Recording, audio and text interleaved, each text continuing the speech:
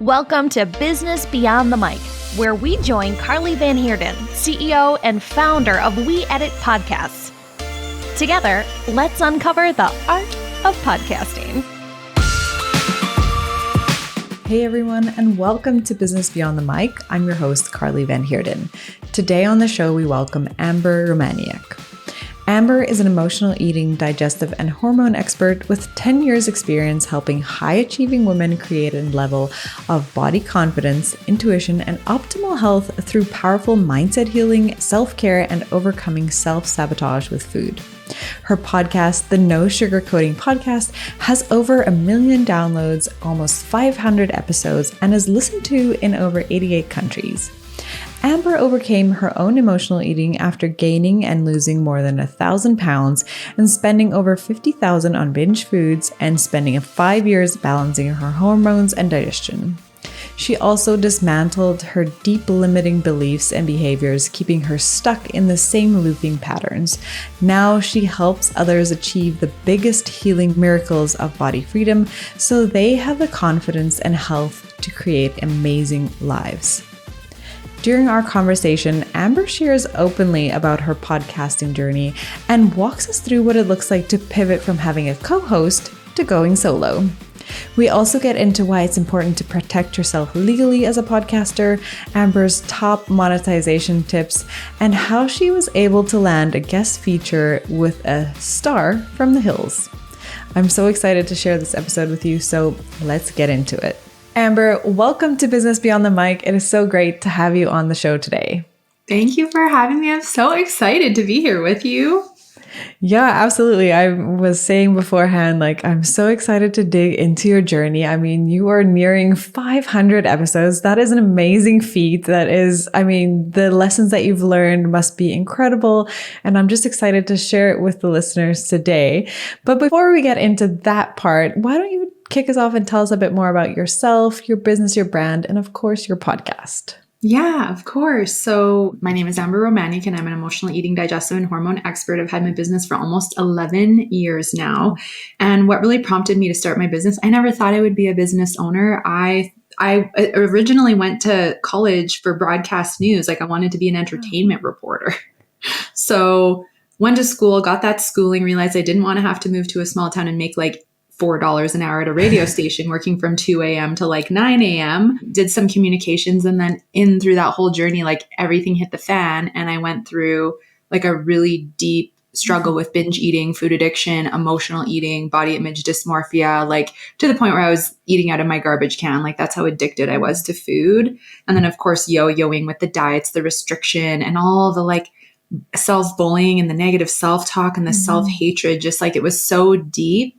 And all of that stemmed from growing up in childhood and how we get programmed to hate our bodies because of media and Hollywood and all that stuff. But healing my personal healing journey, healing my relationship with food and my body, and really claiming my worth and making peace with myself, I was wow, people are noticing that I'm different. They feel my confidence. They tell me I look lighter and happier, emotionally. They're asking questions. And then I'm oh my goodness, if I struggled with this to the depth that I did, how many other people, especially women, are struggling with this and not getting the support that is resonant for them? Because I went and saw a psychologist once, and I'm not poo-pooing any professionals, but I had such a poor experience. Yes. And I felt very judged, and she didn't get what I was going through because she didn't go through it herself. And so after I left, it actually triggered me to binge. And so I was I have the brain of the healed, recovered addict. I know what these women are going through. I understand the triggers and all the reasons why. And so that really inspired me to start my business. And I can't believe it's almost been 11 years. So the business is really around supporting high achieving, professional, and also burnt out women who are, in these behaviors, who are exhausted and fatigued and gaining weight and fighting with their bodies and food. And it's having a significant impact on their life. They're maybe successful in other areas, but there's just this inner fight and this, the bloating, the fatigue, the PMS symptoms, the struggles to get pregnant, whatever is going on, it's all being, amplified by this self-sabotage with food and body. So obviously I, to this day, continue to do my healing. I've healed my relationship with food a long time ago, but the mindset work, the energy work, there's so much around when you start a business and you have to heal your relationship with money. and work through lack and fear and like, where's the next, money and the next client going to come from? Like, you have to work through all that. So running a business opens up its own other set of like insecurities and things to heal and build confidence with. And same with having a podcast. Mm-hmm. So that's kind of how it all started. And the podcast started almost 9 years ago, fall of 2015, that I started the podcast. I'll pause there. I don't know. I'll talk all about what happened because it was a bit of an adventure when I started it because I had a co-host, but that's how it all started. Wow. Well, that's so interesting because like you said, everything that we feel inside, it stems not only into our life, our personal life, but into our businesses, into our podcasts, into anything that we take on next. And it can be, like you said, overwhelming or debilitating, or when you finally get that healing, you can move into something new. People will notice, they'll ask questions, and who better than someone who's been through it themselves? And the same thing goes for what we learn on this podcast.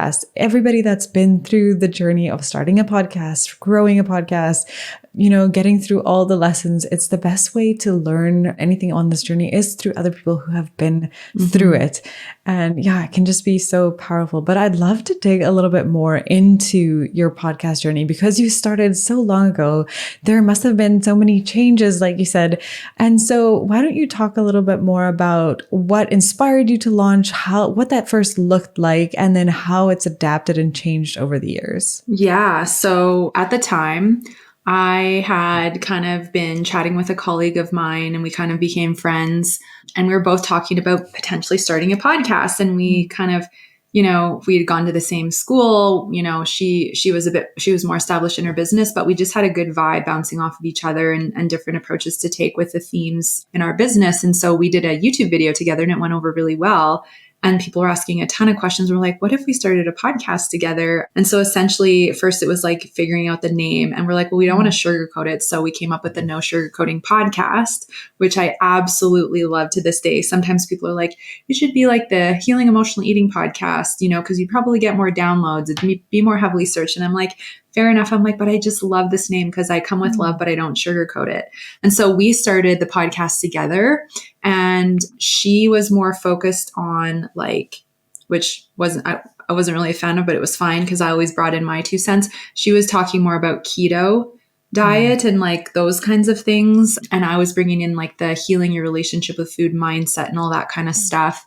But what was really cool about it is because she was a lot more established than I was online at the time, our podcast grew really fast. Like we launched it. We're rated #1 in the new podcast for the first 3 months. We started off with like 2,000 to 3,000 downloads a day because of that. So we were able to get out and reach a lot of people really fast. And so it was actually a really easy start. We picked the name, we got some photos taken, got our graphics done. We found a really incredible editor who I still use to this day, who's overseas. And we just dove in and started recording episodes, mostly the 2 of us, and then we would have guests come in as well. And we're able to start monetizing right away because of different partners that each of us had from like just other collaborations and relationships. So it was really cool. And then I didn't realize or think that there was a possibility that I could attract clients from the podcast until someone booked a consultation. And I always ask, like, where did you find me? And they said from the podcast. And I was like, what?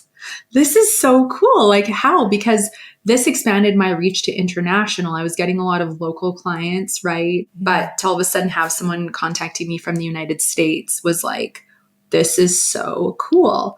And so I started to get some inquiries and people coming and becoming clients from the podcast, which was absolutely amazing. And then in the fall of 2016, my podcast partner decided she wanted to go solo, which was fun because I was kind of myself feeling like, you know what, I don't agree with the keto diet. I don't push diets. I'm getting clients that have done keto and now they're like trash their hormones. It's caused food fears. They're afraid to eat an apple. They're afraid of carbs, right? Like fruits and vegetables, like no judgment, but I'm just like, this just doesn't feel right for me to be, kind of sitting here listening to this conversation when I'm pretty much completely like opposed to it, unless you have a severe health issue and you temporarily need to do it, for whatever reason. But I was just seeing all the destruction it was causing for women coming to me. Do you want the little nitty gritty story that actually happened when we completed our partnership? Yeah, it helps people to get through that because if you do start with a co-host and maybe you do need to pivot, like you said, something changes, your why shifts, or I mean, they don't align anymore. So then how do you go about making or parting ways? What did you use as a strategy for that? So it was a big lesson for me. So the agreement was, because she was the one that decided she wanted to go, that I would take over the original account. And we used Libsyn for like our downloads and stats and uploading and everything to all the apps. And so she had agreed that I would take that over and continue as the No Sugarcoating Podcast because she wanted to start the keto. I probably shouldn't say the name, but you know, that kind of podcast. Yeah. And so that was the agreement. And we did a completion episode sharing with everyone that we were going to be having our own podcast and that, you know, you could come and follow both of us or whatever felt resonant for you. And then the following week after we had completed, I went to log into Libsyn and I couldn't log in. Oh, no. So essentially what had happened is she had taken everything that she said that I was going to keep and she shut me out, changed passwords, locked me out of everything. And I was left to start over completely. So the big lesson there, two things. Number one, if you have a podcast partner and you're working together, I don't care how much you like each other and how good of friends you think you are, or brother, sister, whatever, like you need a contract. You need a very thoroughly, created contract, especially if you think you're going to be doing it for a while and it's going to, monetarily potentially impact you. Like get it drawn up by a lawyer and make sure you both review it and understand it and sign it, because we had a small agreement, but it was kind of just like, yeah, we're doing this. And you know what I mean? Like it wasn't really very like thorough and like foundational. So that was like the first learning is like, no, you need to definitely like do the legal work, because here I am now all of a sudden having to start from scratch with like downloads and everything, right? And then the second thing is don't ignore the red flag, like a little gut feeling that like it didn't feel right in the first place. So when I first started spending time with her, I kind of had this little intuitive hit of like, I don't know how I don't know if like this person's like fully honest and authentic like I am. Like I would obviously never do that to anyone. I don't have I have a soul, right? So, and I kind of got like these little red flag vibes. And then it happened. And afterward, my husband's like, I never got a good feeling about her. And I'm like, why didn't you tell me? Right? Because it was my own thing. He's like, well, it was your own thing. Where I'm like, fair enough. So trust that intuition when you're getting those little red flag vibes right away, because it's trying to tell you that it maybe isn't a good idea in the first place, but obviously everything happens for a reason. And so I took over the No Sugarcoating Podcast, made my own account, got started on Libsyn with like 50 downloads, a week or 20 downloads a day. And it was frustrating and sad at first. I'm like, oh my frig, we were like, doing so good and it was so built up and now I have to start over. So it was a frustrating moment. And I was also a bit worried of like, who's going to find me? What if I don't get the clients now? And that like income, that I'm not getting impacts my business. And I had my freak out for like a week. I was really upset, really frustrated, got my lawyer involved, right, to see if there's anything we could do. And then I'm like, I don't want to have to spend thousands or tens of thousands of dollars trying to get this login. Like, let it go, move on. True colors were shown, onward, right? So obviously I never talked about it in the podcast in the sense of like naming names or talking about what happened, just out of respect. Obviously, once that completed, I had no desire to keep connected with the person, but at the same time, like I had to just get over it and move forward because the mission is much more important than, that experience. And so those are the lessons that I learned from it. But I'm actually so glad that I went solo, because the podcast grew significantly once I started sharing my authentic journey, my stories, my vulnerability, what I had been through. And I started attracting a lot more what I call my soulmate clients, because it was just me doing my thing. And there was not this lingering topic that I didn't resonate with. Yeah. Wow. I mean, that is such an incredible learning lesson. And it's so nice to hear from your perspective, just how you handled it. I mean, either way, you could have gone, like, it could have ruined your experience with podcasting, but you've turned it into something so prosperous. And again, like something that was aligned with what you wanted to do instead of trying to fight something that really had no business being there with you in the long run anyways. So yeah, thank you for sharing that with us and just showing us, some of these things happen. That's life. That's anything, podcasting, business. And yeah, I had someone on the show before who was a legal website lawyer, and she that was one of her big lessons that she shared in the podcast as well, is to protect yourself. And no matter how nice or friendly or kind, people are always going to, have their own interests at heart. So you too have to have yours at heart. So yeah, there's a lot of info on that episode too. So I can put the links in the show notes. But yeah, just another refreshing reminder to make sure that you're covered legally, that because it's your intellectual property, it's your livelihood, it's your business. And if you're putting in all the hard work, you don't want it to go to waste. But yeah, there's always a path forward, which I love that you said that you decided to let go and then move on. And I just wanted to dive into that again. Like what did you do in that pivotal moment? How did you decide, okay, now I'm going solo? And did you started out with solo episodes and eventually invited guests on, or what was your strategy there? Yeah. So what I did and what made it easy to pivot is like being of service. Like I'm here to help these people. I'm here to help the planet heal. I'm here to help women heal this. Yeah. Nothing is getting in my way, right? And I think that's what you have to come from. The being of service trumps everything else. And so I recorded a solo episode talking about change. And I just moved forward. So I just got updated graphics made. Luckily I had the same podcast editor. So he's able to just make my account and get all that ready for me. And then I kind of learned how to use it too. And then I kept the same recording schedule, record on Tuesdays, upload on Sundays. And so for quite a while, I just did solo episodes. And what I was finding is I was getting more women coming forth.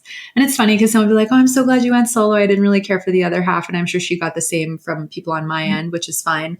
Then I find I have some guests, but I don't have a lot of guests because I find people really want that intimate connection with me. Like the feedback I always get is, I feel like you were literally sitting in a room with me, talking to me. Yeah.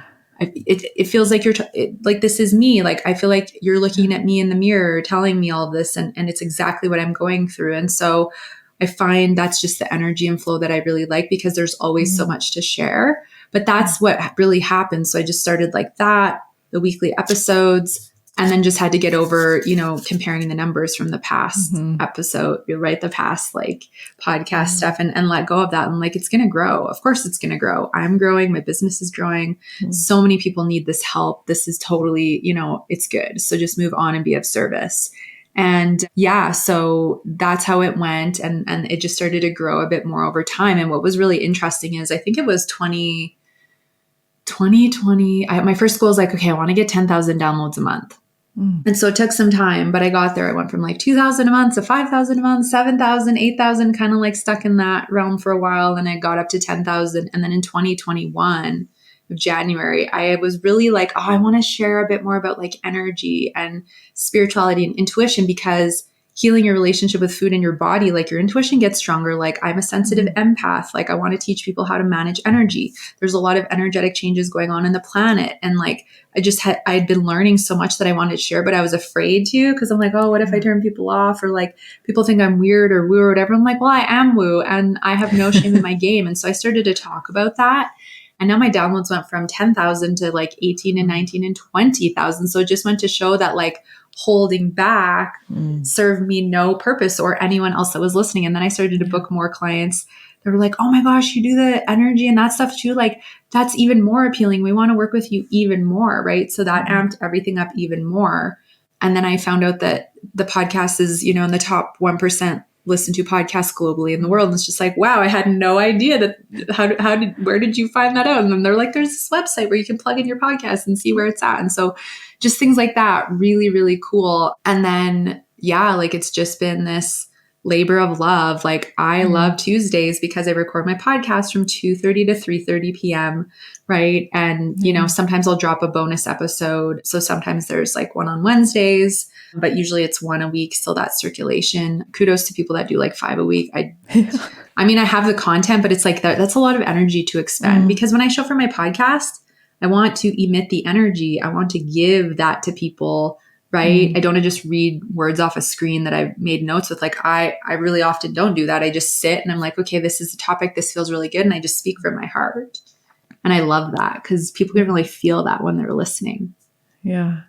And it's just such a testament to say that, authenticity, being authentic just propels you into the direction that you want to go. And it just shows you that if you don't, it's like I talk about the confidence loop. Like if you align with what you do, with who you are, and it just gives you that confidence boost to like bring out that authenticity and just go with, what you've meant, your purpose is, and just propels you in the right direction. And yeah, it's just nice to see that it happens and just to trust that process, I would say, because yeah, you can do it. And if you have those goals, like you said, you had the goals to grow your show, to get more downloads, and just again, sticking to that process is what's really key in that one. Were there any other surprising benefits that you had from launching your solo show now and just seeing it grow over time in your business as well? Yeah, 100%. So number one is, the amount of people I'm reaching, right? Like over 88 different countries, like massive listenership, especially number one, USA, then Canada, then Europe and Australia, New Zealand, et cetera. But to see all the different countries that it's in is just so cool, right? And then when I'm recording, I'm always like, I wonder who's listening. And then when people reach out and book consultations or take a quiz or sign up for a masterclass or a program and they answer it's from the podcast, it's just like, this is so cool that I'm literally connecting to the very people that are listening to the show. Cause I'm always wondering, it doesn't matter how long I've had the show or how much it grows. I'm very humbled and will always stay in the same mentality and energy of like, I wonder who's listening. I would love to talk to them. Or like, I always say in the podcast, like, send me an email or an Instagram DM. Let me know what you're taking away because I want that close, intimate connection with my listeners and I want them to feel that because that's so important. So I think that's been really cool. And the community. So I've met so many amazing fellow entrepreneurs and business owners through podcast collaborations, podcast swaps, like the different guests I've had on my show that have then turned into like friends or referral partners, or, they then invite me into their group to talk about what I do to help their clients or whatever it is. And so the community and the relationships is also really powerful. And then I think, monetarily, of course, but here's the thing, when you're in the energy of being of service, the universe always provides. In my opinion, you're going to receive that abundance in exchange for being of service. But, I never imagined that my podcast would be such a huge part of my business monetarily. Like I'm signing clients every month and I have since I went solo from the podcast. And so like I was saying to you offline, but if you ever hesitant to start one, don't, because I've, had this for, 8.5 years and I've made over $2 million almost on clients coming in, signing up for one-on-one coaching programs, masterclasses, self-study programs. Yes, podcast partnerships too. But I can say probably at least 75 to 80% of that number is from the clients that have come forth. And it's because when you share openly and vulnerably, people connect with you so fast, they're going to know right away whether or not they want to come and work with you and spend their time and money with you, right? The energy, it's the authenticity is priceless and it's so magnetic. And I'm a talker, so being able to come on a podcast and just spend however long I want, to me is much more useful and aligned than like trying to create a 30-second Instagram reel. Like I'm like, I keep getting cut off. I have more to say, right? So don't ever let that hold you back because you never know how it could impact your business or if you don't have a business, but you're wanting to do like partnerships. Like essentially what I started doing, I think this is important to share, is I started going around my house and looking at all the products I was using, like food products, skincare products, body care, like drink mixes and things like all natural stuff. Cause obviously we're super clean in our house, but I started writing all of the brands down and started reaching out to them and going, hey, like I have a podcast. Hey, I have marketing packages. Like I love your product, been using it for like 5 to 10 years. Would you want to explore a partnership? Right. And so part of it is don't just wait for them to come to you. Some of them, yes, will just come to you. I've had that, but make a spreadsheet, put all your dream brands down and start reaching out to them, build relationships with them. I have partnerships that I've had for years that continue on, right? So you just never know who you might end up working with that you absolutely love and you've used their product for a long time also. And then obviously my audience trusts my discretion in what I recommend because I don't put things on the show that I don't use myself, which I think is really important to be authentic with that. So they love that as well. So they know anything I talk about or share or promote, they can trust too, which I think is important. And it's good to know that, you're not going to just have sponsors falling in your lap. I mean, it could happen, but it's also good to be strategic about it, to put it on your spreadsheet or vision board, as you will, and reach out to them. And if it's aligning with what you're doing, and like we always say here too, if you aren't a great big podcast and you're small and niche, whatever, you can also look locally and do like support brands and try to get partnerships with people in your daily life, other small businesses who want to grow their business as well. There's a lot of opportunity, and it's just, like you said, up to you to reach out to them to make sure that you are, getting into their space of thinking too, and giving them the opportunities. Yeah. And you don't need a big podcast to get these sponsors. Like it started small for me, and they still came on board. And it was like $50 here, $100 there, $150 here, but it adds up. And then when you start to get the affiliate links where people buy and you make a percentage, like that can add up really fast. So you just never know. So don't let that hold you back. Anything is possible, and you never know who you might get to work with. Yeah. Now, you've been going at your podcasting process for very long. Is there something that you would say is like key to staying consistent and keeping that schedule and being able to come up with new content as time goes, 400 plus episodes in? Yeah, in the beginning, I'm like, oh my gosh, how long am I going to be able to go before I run out of ideas? I will tell you this, when you do what you love, you will never, ever run out of ideas. The consistency is easy. It's like I said, it's just the same momentum. I record the same times every week. It's blocked off in my schedule, and I look forward to it because I get to just share from my heart. I think that what helps me come up with content ideas is a wide variety of things. So I'm always sharing things I'm personally still healing and going through, which I think is very important. I will talk about the business sometimes and things I've learned. And because I've had people reach out that want business coaching as well as help with podcast stuff. So I have kind of that branch of my business as well. But I think it's a lot of like the healing I'm doing and what I've been going through, plus what comes up in client sessions and what the constant, consistent themes are when I have consultations. Because if I notice a similar theme, it's like, oh, I should probably talk about that. And here's the thing. I may talk about something 2 or 3 years ago, and it's like, it's time to talk about that exact same thing again and bring that extra little spin. So you can always use your content and add something new. Like I retell my story every year because there's always new people, and it's always going to hit home in a different way.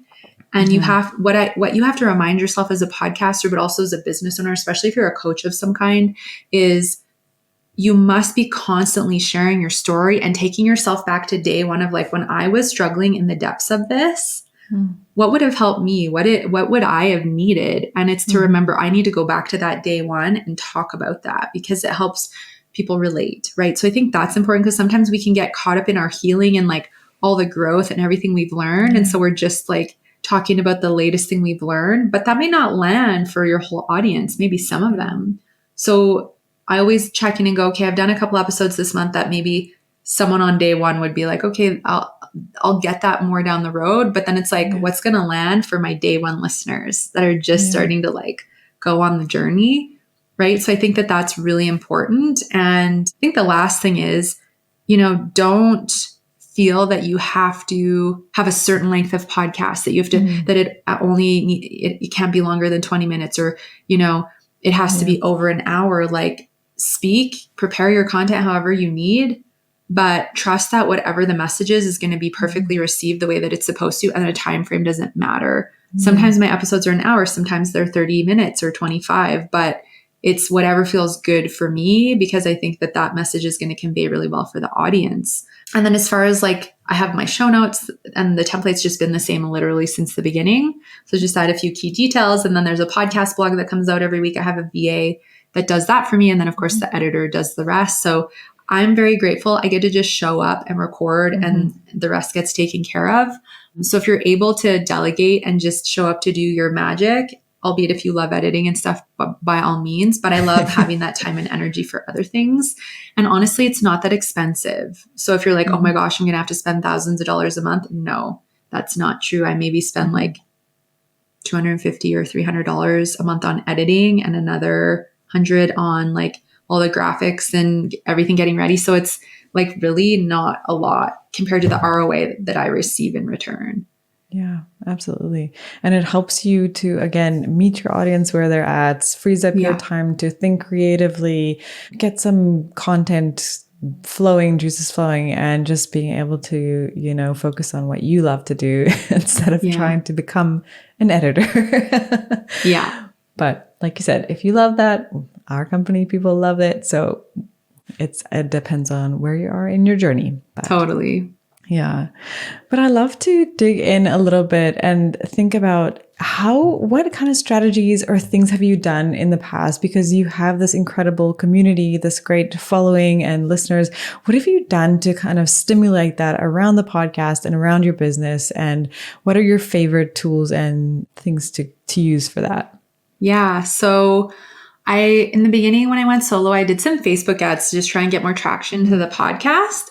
And the irony of it is when I stopped the ads, my downloads went up a lot. So it's like, I don't know how or why or what if that was around the same time that I'm like, I'm not holding this other part of me back that I was, and it just the energy shifted.